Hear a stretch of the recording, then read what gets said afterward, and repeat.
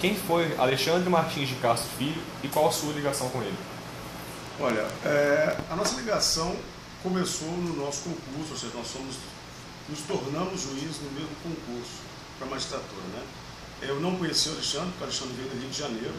O Alexandre foi defensor público, foi delegado de polícia do Rio de Janeiro. E o Alexandre, então, buscava a magistratura e queria morar no Espírito Santo para morar num estado mais tranquilo, por incrível que pareça, né? E eu conheci o Alexandre após o concurso, quando nós fomos designados para trabalharmos juntos em Cachoeiro de Itapemirim pela primeira vez. Então ali começou essa relação profissional. Uma coisa que me deixa claro é que eu e Alexandre éramos pessoas muito diferentes um do outro. O fato de eu ser casado, ter filhos, Alexandre ser solteiro, um garoto mais novo, a gente tinha nossas vidas particulares absolutamente separadas e a gente não tinha essa relação pessoal fora do trabalho. A nossa relação profissional, sim, era muito estreita e a gente lutava pelos mesmos ideais de justiça, né? E depois fomos designados para trabalharmos juntos, atendendo a uma missão especial que veio para o Espírito Santo. Essa foi a nossa ligação profissional. Como era o Espírito Santo antes da atuação de Alexandre junto de você? Olha, eu vou tentar sintetizar de alguma forma assim. O Espírito Santo viveu uma época, uma história recente, onde todos os poderes estavam muito comprometidos. O Executivo sofrendo várias denúncias de corrupção, que inclusive geraram ações penais, condenações, etc., por parte do governador da época. O Legislativo era presidido por um bicheiro. Então a gente via a contaminação do Legislativo também, e o Judiciário também tinha algumas práticas que nos envergonhavam muito. Eu posso dizer que a gente sempre teve muito orgulho de ser juiz e tínhamos muita vergonha de fazer parte de um judiciário que a gente via absolutamente comprometido com esse legislativo e com esse executivo. Então, essa fase anterior à morte do Alexandre, eu acho que ela foi muito marcada justamente pelos comprometimentos dos três poderes com organizações criminosas. E qual o motivo de Alexandre ter morrido? Bem, além de atuarmos junto à missão especial, nós também fomos designados para atuar como juízes adjuntos da vara de execução penal, que à época era uma vara única para todo o Estado. E nós começamos a descobrir dentro dessa vara um esquema de transferências irregulares de presos com alguns objetivos. Ou para serem mortos em unidades prisionais que tivesse alguém para matá-los, ou para fugirem, ou transferência de algum preso para que ele pudesse matar outra pessoa. Então a gente começou a desconfiar e ver muitas irregularidades. A gente tentou chegar ao juiz titular à época para ver se não seria um equívoco, mas ele deixou bem claro que não era aquilo que era para ser assim. Como juízes novos e adjuntos, ou seja, juízes auxiliares desse juiz titular, que no caso era o Antônio Leopoldo, ele inclusive tentou nos pressionar para que fizéssemos aquilo que ele queria, e quando nós vimos que era absolutamente irregular, identificando inclusive que esses essas transferências eram feitas principalmente por pistoleiros ou traficantes, a gente resolveu relatoriar isso à Corregedoria do Tribunal de Justiça. E a situação foi 2 juízes novos fazendo um relato contra um juiz antigo, publicamente respeitado e prestes a virar desembargador. Então, isso a gente teve uma resistência muito grande por parte do Poder Judiciário.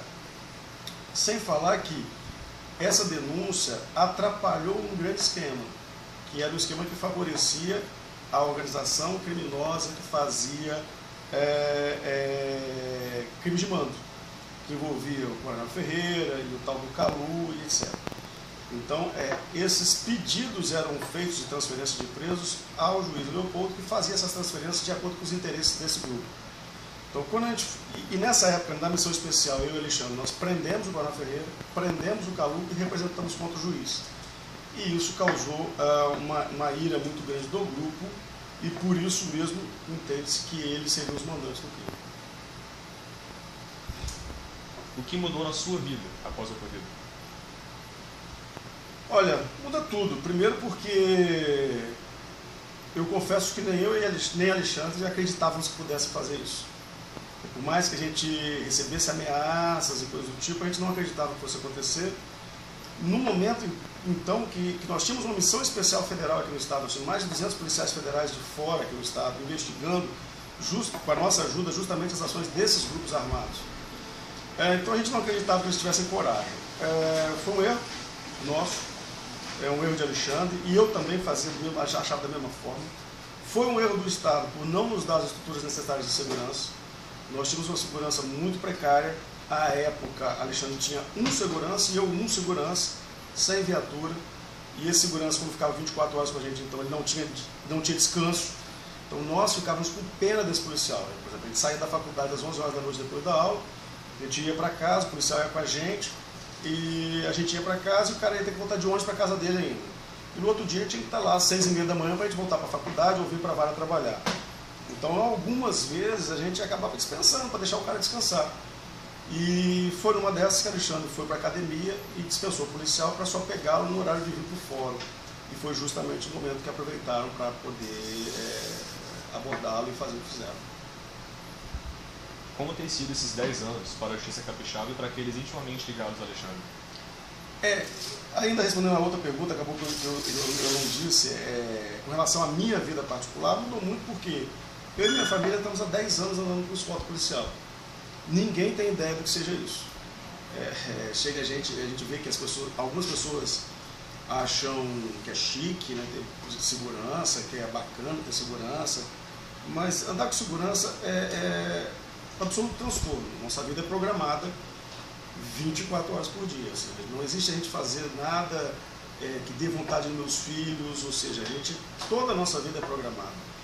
Então, a gente vive esse transtorno há 10 anos e sem perspectiva de que vai mudar. Porque os informes de inteligência que chegam para a gente é que as mesmas pessoas que podem ter participado da morte do Alexandre ainda teriam interesse em me matar. Então a gente tem que continuar tomando esses cuidados, e o que mudou para a nossa vida particular nesses 10 anos é exatamente isso, que a gente não pode, infelizmente, abaixar a guarda. Para o Estado, eu acho que mudou muita coisa. Eu acho que a sociedade capixaba começou a exigir mais e ficar mais atenta para as pessoas que nos cercam. E eu acho também que fez uma mobilização grande com relação às pessoas honestas. Pelo seguinte, eu sempre falo isso, o problema do Estado, dos agentes do Estado, é que um número pequeno de corruptos e bandidos atuam de forma muito contundente, corajosa, unida, proativa, ou seja, bastante destemidos. E a grande massa de agentes públicos honestos são covardes, omissos e pensam assim: eu sou honesto, eu não me vendo, não vendo uma sentença, por exemplo, não quero mexer com essa banda podre da justiça. Eu acho que isso acontece na justiça, na polícia e em todos os órgãos do Estado. Um pequeno número de corruptos atua de forma muito contundente e sobrepondo à grande massa de honestos. Eu acho que o Espírito Santo, depois da morte do Alexandre, começou a observar isso. Nós tivemos modificações muito grandes no Tribunal de Justiça. Eu confesso a você que eu nunca poderia imaginar ver o que aconteceu nos últimos anos. A gente vê um presidente do Tribunal de Justiça preso, vê juízes presos, juízes sendo afastados por corrupção. A gente vê que a cultura começa a modificar. E a sociedade tem que exigir isso sempre. Essa postura por parte do Tribunal de Justiça, do Ministério Público, das polícias, do Poder Executivo, do Legislativo. A sociedade tem que exigir isso. Quando esses agentes públicos se veem exigidos, tenha certeza, eles começam a mudar suas posturas, e eu acho que é isso que está acontecendo.